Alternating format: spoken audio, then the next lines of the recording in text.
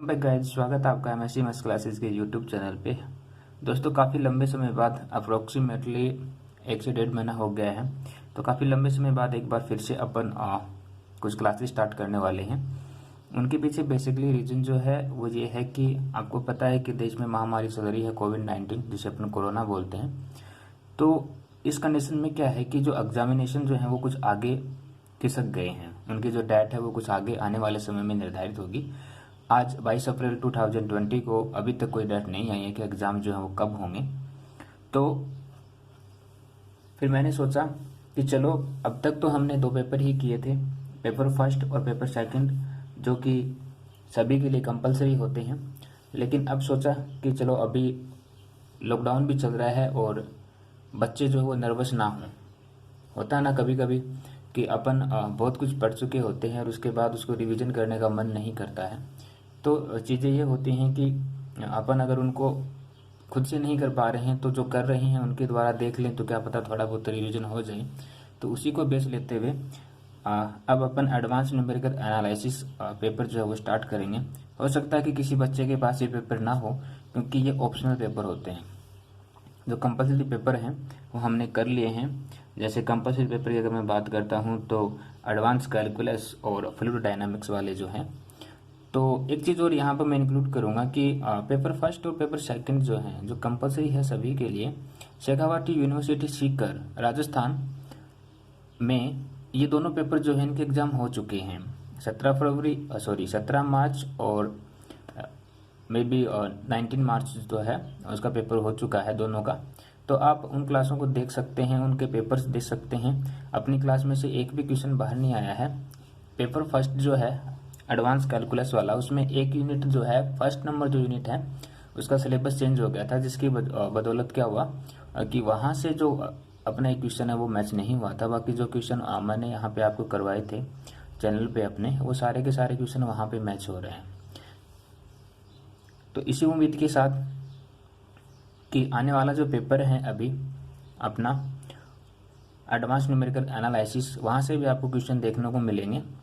तो जनरली आप यहाँ पे ये कर सकते हैं कि एक तरीके से अगर देखा जाए तो 2 अप्रैल 2020 तक शेखावाटी यूनिवर्सिटी सीकर राजस्थान के जो सभी पेपर हैं एमएससी मैथ फाइनल ईयर के लिए, वो ख़त्म हो जाने थे, फिनिश हो जाने थे। लेकिन लॉकडाउन के चलते फिर ये सब नहीं हो पाया।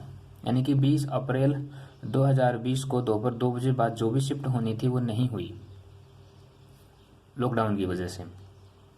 और राजस्थान में तो पर्टिकुलर 20 अप्रैल को ही पूरी तरीके से कर्फ्यू लग चुका था। झुंझुनू डिस्ट्रिक्ट में तो 144 जो है वो लग चुकी थी, तो जिसके चलते पेपर जो वो नहीं हुए थे। और अब ये है रीजन कि जैसे अपन एडवांस न्यूमेरिकल एनालिसिस पढ़ रहे हैं ना, तो आप इसको एक रिवीजन की तरह पढ़ सकते हैं। अगर जनरली देखा जाए तो पेपर जो है वो 2 अप्रैल को फिनिश हो जाने थे। तो हो सकता है क्योंकि सभी एग्जाम्स में जो है वो छुट्टियां नहीं थी, एक एक या दो दो दिन की छुट्टियां मैक्सिमम थी। तो आपने तैयारी तो कर ही ली होगी बेसिकली वैसे भी, लेकिन अब आप इनको क्या कर सकते हैं, एक रिवीजन तौर पे देख सकते हैं। और मुझे उम्मीद है कि अभी जो अपन रिवीजन करेंगे उसका उन सभी बच्चों को, उन सभी दोस्तों को फ़ायदा मिलेगा जो नॉन कॉलेज स्टूडेंट है, जो प्राइवेट हैं, उनको फ़ायदा मिलने वाला है।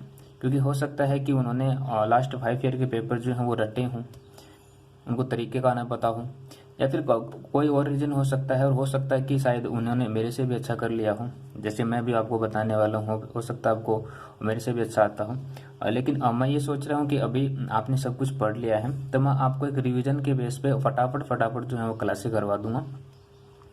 और ज़्यादा लंबी अपनी क्लास नहीं होगी, मैक्सिमम से मैक्सिमम अपन इसको 20 मिनट रखने की कोशिश करेंगे।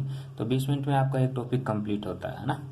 अब एडवांस न्यूमेरिकल एनालिसिस जो है ये एक ऐसा पेपर है जो जिसमें आपको कैलकुलेटर की ज़रूरत पड़ती है। इसमें आपको एग्जामिनेशन हॉल में जाने के लिए कैलकुलेटर जो है वो अलाउ होता है, आप कैलकुलेटर लेके जा सकते हैं। क्योंकि इसमें जो वैल्यूज़ जो हैं वो अपनी e की पावर काफ़ी मतलब काफ़ी लंबी जो वैल्यूज हैं वो जाने वाली हैं, जिनका अपन एक नॉर्मल कैलकुलेटर से भी जो करना है वो संभव नहीं है। तो इसके लिए मैं आपको एक चीज़ सजेस्ट करूँगा कि जब भी आप कैलकुलेटर खरीदें, या तो अब तक आपने खरीद भी लिया होगा, लेकिन अगर नहीं खरीदा किसी ने, तो अगर लेना चाहो कैलकुलेटर, तो कैलकुलेटर एक तो क्लासिक आता है, काफ़ी लंबा सा कैलकुलेटर आता है, लंबा कैलकुलेटर आता है ना। तो जिसमें साइन कोस टैन इन सभी के मान अपन निकाल सकते हैं। एक तो आता है क्लासिक और एक आता है क्लासिक मेट्रो। तो आपको क्लासिक मेट्रो जो आता है वो वाला खरीदना है, क्योंकि उसी से अपन एक एग्जैक्ट वैल्यू जो है वो निकाल सकते हैं। हालांकि वहाँ से भी अपने को एक फिक्स वैल्यू नहीं मिलेगी, लेकिन अपन अप्रोक्सीमेट वैल्यू तक वहाँ पे जा सकते हैं। यही मतलब 0.1 या 0.2 की ऊपर नीचे होगी उसमें, तो वो अपन देख सकते हैं वहाँ पे, है ना।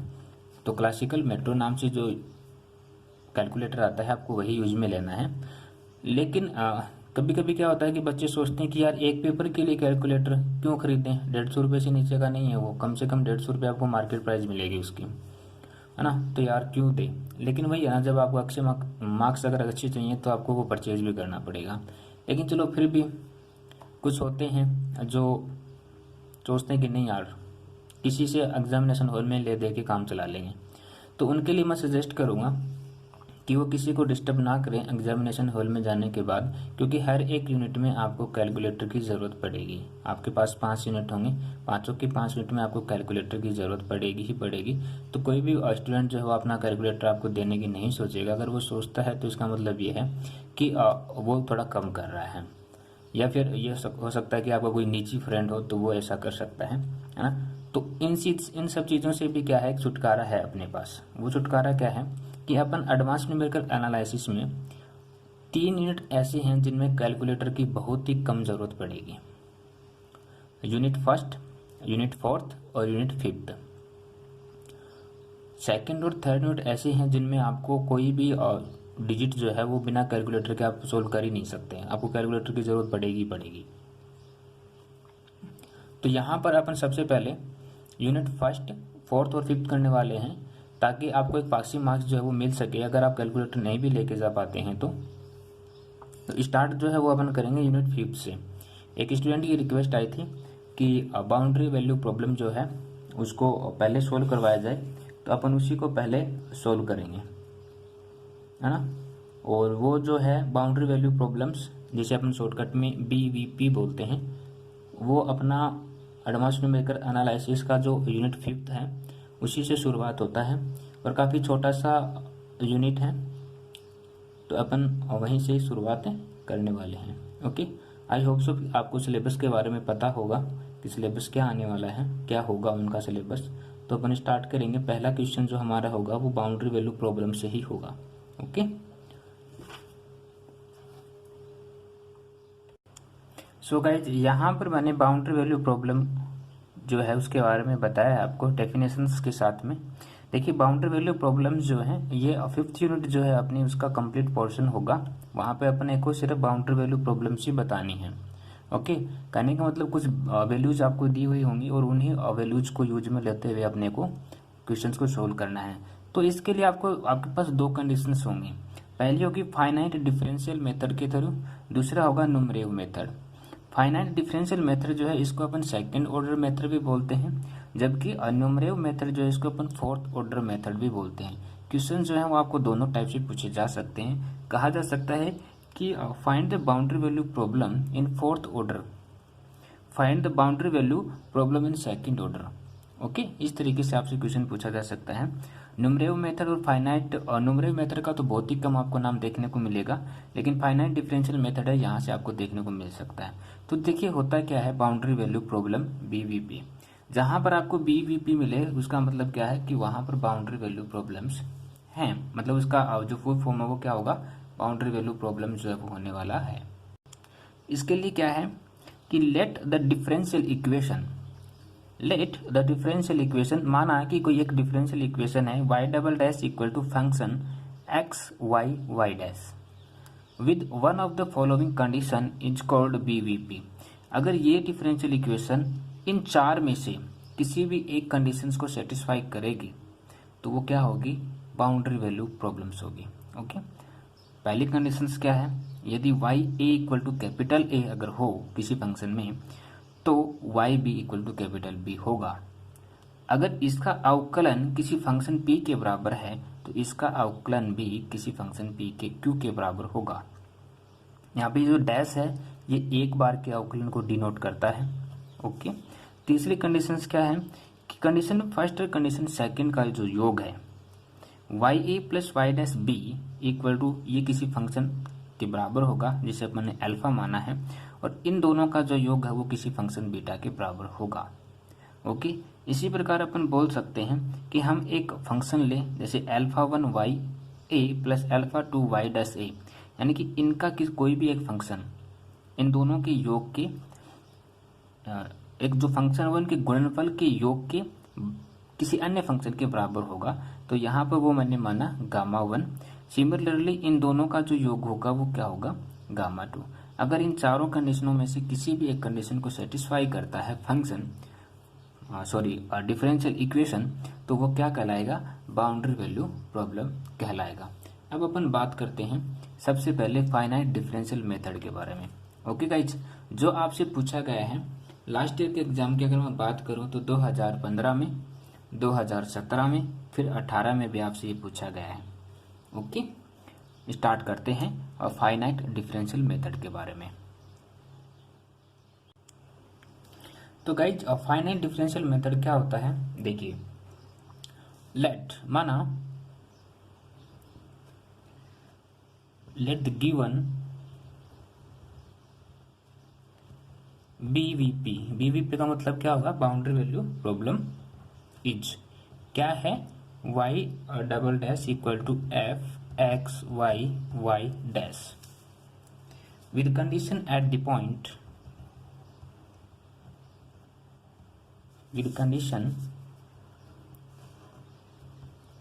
पॉइंट कोई पॉइंट माना हमने बाउंड्री का x बराबर a एंड x बराबर b, ये हमने कोई दो पॉइंट माने। ओके, साथ में हमने माना let h is the step size,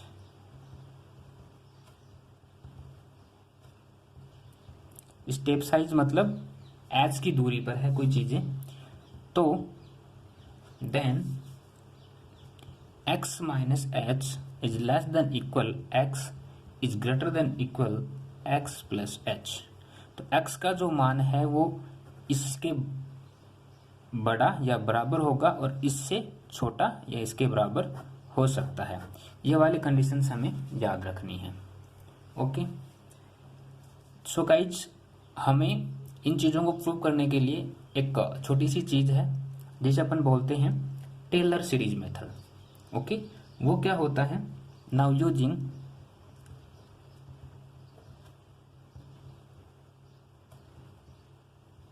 Taylor series method.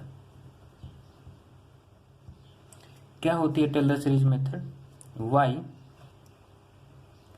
x plus h equal to y x plus h y dash x plus h square by factorial 2 y double dash x plus h cube upon factorial 3 y triple dash x plus, ये infinite तक कहीं ना कहीं जाती रहेगी। इसको हमने नाम देते हैं इक्वेशन नंबर फर्स्ट। ठीक है, सिमिलरली अगर ये प्लस है, क्योंकि हम यहाँ पर जो लिमिट्स है वो कहाँ तक लेके जा रहे हैं, प्लस और माइनस तक लेके जा रहे हैं, तो अगर प्लस के लिए ये होगी तो इसी प्रकार माइनस के लिए भी एक फंक्शन होगा। तो माइनस के लिए क्या फंक्शन होगा वो देखना जरा, minus h y dash x. अब यहाँ पे प्लस होगा h square by factorial 2 y double dash x, फिर यहाँ माइनस होगा h cube upon factorial 3 y triple dash x, फिर यहाँ प्लस होगा और चौथी कोई कंडीशन आएगी इनफाइनाइट तक। मतलब एच की जो वैल्यू है वो एक हायर ऑर्डर तक जा सकती है। ओके, प्लस माइनस का आपको ध्यान रखना है टेलर सीरीज में। अब गाइज हमने क्या किया, इक्वेशन नंबर फर्स्ट उठाई using equation first. Equation first से हमने क्या किया, यहाँ से जो ये वाई डैश एक्स है इसकी वैल्यू निकालेंगे। कैसे निकालेंगे, वाई डैश एक्स की वैल्यू निकालने के लिए मैं सीधा स्टेप लिख रहा हूँ, y dash x equal to y into x plus H minus Y x upon h, plus यहाँ पे प्लस था तो plus order of h. Okay, इसको नाम दे दिया कोई इक्वेशन नंबर थर्ड। अब ये कैसे आया वो देख लेते हैं। यहाँ से ये जो वाई एक्स था इसको इस साइड भेजा, तो यहाँ से हमारे पास Y into x plus H minus Y X होगा, जो बराबर है किस चीज़ के, इस फंक्शन के। अगर इसको मैं साइड भेज देता हूँ तो ये माइनस में हो जाएगा, बाकी सारा फंक्शन एज इट इज रहेगा। यहाँ से वाई डैश एक्स निकालेंगे तो ये जो एच है, ये वाला जो एच है, ये इसके अपॉन में चला जाएगा। बाकी ये जो हायर ऑर्डर, ये जो आगे एच की जितनी भी टर्म्स बची हैं स्क्वायर, क्यूब और फोर्थ ऑर्डर में, हमने उनको क्या लिख दिया, ऑर्डर ऑफ एच लिख दिया। सिमिलरली हम इक्वेशन नंबर 2 से भी यही चीज़ लिखने वाले हैं, वहाँ से भी अपन वाई डैश एक्स की वैल्यू निकालेंगे। Okay,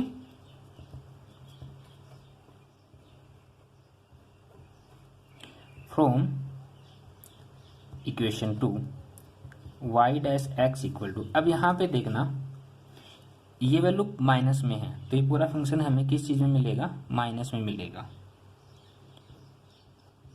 x minus h plus y into x upon h plus order of h, इसको मैं नाम दे दिया इक्वेशन नंबर 4। हमारी जो इक्वेशन नंबर 1 थी और इक्वेशन नंबर 2 थी, उसको अपन क्या करेंगे, एक बार ऐड करेंगे और एक बार सब्सट्रैक्ट करेंगे, एक बार जोड़ देंगे और एक बार उसको घटा देंगे। नाउ फर्स्ट हम क्या करें, एडिंग इक्वेशन 1 एंड 2। जब हम उनको ऐड करेंगे तो हमारे पास एक वैल्यू आएगी y x plus h plus y x minus h, ये तो एल एच एस हो गया उसका। आर एच एस में क्या बचेगा अपने पास, H square Y double dash x plus 2h की पावर 4 वाई की पावर 2 2 4 इंटू एक्स, यहाँ पे फैक्टोरियल 4।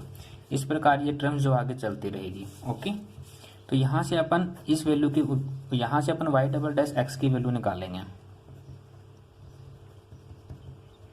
ओके, वो क्या आएगी, यहाँ से देखेंगे y x plus h plus y x minus h minus 2y into x upon, यहाँ ये जो एच था ये एच स्क्वायर इसके नीचे, और जो है वो order of H square. Methods को ढंग से समझ लेना, क्योंकि आगे जो एग्जाम्पल होंगे वो इन्हीं मेथड्स पर होने वाले हैं। आपको एग्जाम के अंदर या तो नहीं, दोनों ही देखने को मिलेंगे। मतलब अगर आपको पैटर्न पता है तो आप एग्जाम्पल कर सकते हैं, अगर आपको पैटर्न नहीं पता है तो फिर आप एग्जाम्पल भी नहीं कर पाएंगे।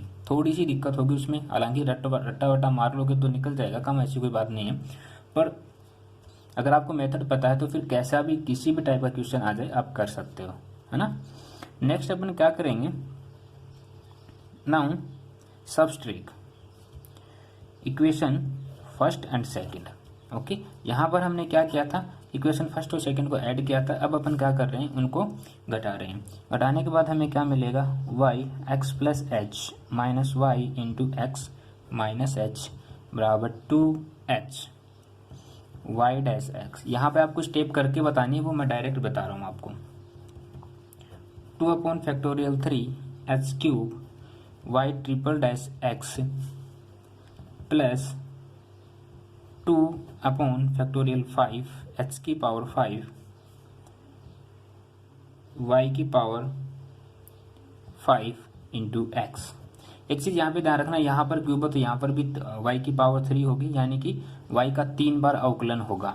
यहाँ पर 5 का मतलब है कि वाई का मतलब जो फंक्शन था हमारे पास वाई, उसका 5 बार अवकलन हो रहा है। ओके, वाई होगा कोई फंक्शन, फिर वाई डैश, फिर वाई डबल डैश, फिर ट्रिपल डैश, फिर फोर्थ, फिर फिफ्थ, इस तरीके से। ओके, और ये कंडीशन आगे तक चलती जाएगी। यहाँ से अगर आप इसको थोड़ा सा सोल्व करते हैं तो हमारे पास यहाँ से वाई डैश एक्स की वैल्यू आएगी, वो क्या आएगी, y into x plus H minus y into x minus h upon 2h। साथ में ये भी बचेगा order of H cube.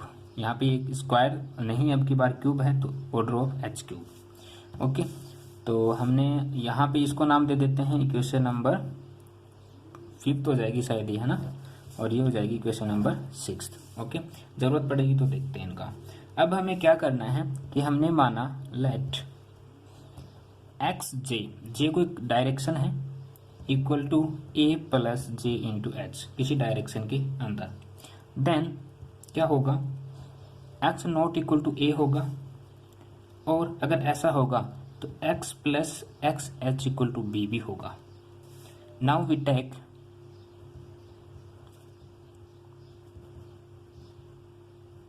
Step size. Step size हमने क्या माना था, एक्स माना था। ये जो स्टेप साइज है ये क्या होगा, वेरी स्मॉल होगा, मतलब एक बहुत छोटा होगा। अगर ये छोटा होगा तो हम एच इक्वल टू 0 ले सकते हैं इसको। अगर हम इसको, हमारी जो स्टेप साइज एच जो है, अगर हम उसको मतलब जैसे अपन लिमिट बोलते हैं, ओके, स्टेप साइज का मतलब लिमिट्स होता है। अगर वो एक छोटी संख्या है या फिर वो बहुत छोटा है तो हम लिमिट्स को क्या लेंगे, एच टेंस टू 0 लेंगे। अगर ऐसा होता है तो फिर क्या होगा, इक्वेशन 3, 4 और इक्वेशन नंबर 6, ठीक है। यहां से हमें क्या मिलेगा, y डैश जे, जे कोई डायरेक्शन है, ओके। इसकी वैल्यू हमें क्या मिलने वाली है, y j प्लस 1 माइनस वाई जे अपॉन एच। ये जो पूरा फंक्शन है ये किस चीज़ के बराबर होगा, Y J minus y J minus 1 upon H के बराबर हो सकता है। और ये अगर ऐसा होगा तो ये किस चीज़ के बराबर होगा, वाई जे प्लस 1 माइनस y J minus 1 upon 2h के बराबर होगा। यहाँ से हम इक्वेशन नंबर 7 बोल सकते हैं। सिमिलरली इक्वेशन नंबर, जैसे हमने 3, 4 और 6 ली थी तो 5 बच गई थी, तो इक्वेशन नंबर 5 से हमें क्या मिलेगा, y डबल डैश जे, क्योंकि यहाँ पर ये देख पा रहे हो है ना, यानी x बराबर j लेके चल रहे हैं अपन, कहने का मतलब एक डायरेक्शन बताने के लिए, बराबर y j plus 1 minus 2yj plus Y J minus 1 upon H square. ये हो जाएगी इक्वेशन नंबर 8, ठीक है। अब आप सोचते हैं कि ये वैल्यू कैसे आई, सिंपल सा तरीका है कैसे आई, अभी बता देते हैं आपको। मैं आपको 5th वाला बता देता हूँ, फिर 3, 4 और 6 से हमें ये तीनों कंडीशन मिल जाएंगी, वो आप खुद चेक कर लेना। मैं आपको 5th वाला बताता हूँ, ओके। इसके लिए हमें चलना पड़ेगा इक्वेशन नंबर 5th के पास में। उससे पहले आप देखेंगे कि हमने let x j equal to a plus j h माना है, ओके। और जो हमारी स्टेप साइज थी एच, उसको हमने क्या माना है, 0 माना है ना, ये वाला। चलो इक्वेशन नंबर 5th में बस यही करना है, इसकी वैल्यू पुट करनी है। एक्स बराबर हमने क्या रखा, एक्स जे रखा, बिल्कुल यहाँ पे ओनली जे रख दिया। यहाँ पे y x, okay, y x plus h. अब आप देखेंगे एक्स की वैल्यू मैंने आपको क्या बताई थी, ए प्लस जे एच बताई थी। यहाँ पे एच है, ये इसको कटेगा, जैसे ये कटेगा तो हमारी जो लिमिट है, मतलब हमारी जो स्टेप साइज एच है वो क्या है, 0 हो जाएगी। अगर वो 0 हो जाती है तो हमारे पास वैल्यू क्या बचेगी, बाद में वाई जे प्लस 1 बचेगी। सिमिलरली यहाँ से हमारे पास क्या बचेगा, वाई जे माइनस 1 बचेगा, माइनस का 2y इंटू जे बचेगा, और यहाँ से एच स्क्वायर, ओके। तो यहाँ से हमारे पास ये वाली कंडीशंस इस तरीके से आई है। सिमिलरली आपको इक्वेशन नंबर 3, 4 और 6 में ऐसा ही प्रोसेस करना है, और उसके बाद हमारे पास जो है वो इक्वेशन नंबर 3 से ये आएगा, 4 से हमें ये फंक्शन मिलने वाला है, और 6 से हमें ये वाला फंक्शन मिलने वाला है। ये दोनों वैल्यू आपको रखनी है। यहाँ पे एक्स जे की वैल्यू रखनी है, जहाँ पर एक्स जे मतलब एक डायरेक्शन है और ऐसा कुछ नहीं है, ओके। और ये दोनों वैल्यू यहाँ पे अगर आप रखते हैं तो हमें ये दोनों मार्क्स मिलने वाले हैं, इक्वेशन 7 और इक्वेशन नंबर 8। ये क्या है, ये बीवीपी है, और यही क्या कहलाती है, सेकंड ऑर्डर मेथड कहलाएगा, okay. We use the values of given, मतलब इक्वेशन नंबर 7 और इक्वेशन नंबर 8 को यूज में लेकर के हम किसी भी फंक्शन का जो हमें डिफरेंशियल इक्वेशन है उसका हम क्या कर सकते हैं, बाउंड्री वैल्यू प्रॉब्लम ज्ञात कर सकते हैं, ओके। और इसे अपन क्या कहते हैं, this is the second order method, okay. तो ये दो फार्मूलेज बन चुके हैं, इनको तो आपको याद रखना ही रखना है। अगर आप इस पूरे मेथड को याद नहीं रख पाते हैं तो, हालांकि ये पूछा गया सवाल है, मैं आपको पहले भी बता चुका हूँ, वापस बता देता हूँ। ये आपसे 15 में 17 में और 18 में 3 साल लगातार पूछा गया है। ये पहले उसने इसको ड्राइव करवाया है, उसके बाद इस पर बेस्ड एक एग्जाम्पल दिया है और उस एग्जाम्पल का आपको सोल्व करना है। ओके, अगर आप ये अच्छे से करते हैं, आई होप सो कि आपको समझ में आया होगा। सो आज के लिए इतना ही। 20 मिनट का बोला था और क्लास काफ़ी लंबी, मतलब 25 मिनट के समथिंग हो गई है। सो उसके लिए really very sorry. Thank you so much दोस्तों, और मिलते हैं नेक्स्ट क्लास में एक नए एग्जाम्पल के साथ। बाउंड्री वैल्यू प्रॉब्लम के ऊपर ही अपन एक एग्जाम्पल लेकर के आ रहे हैं नेक्स्ट क्लास में। थैंक यू सो मच दोस्तों, बाय बाय, टेक केयर।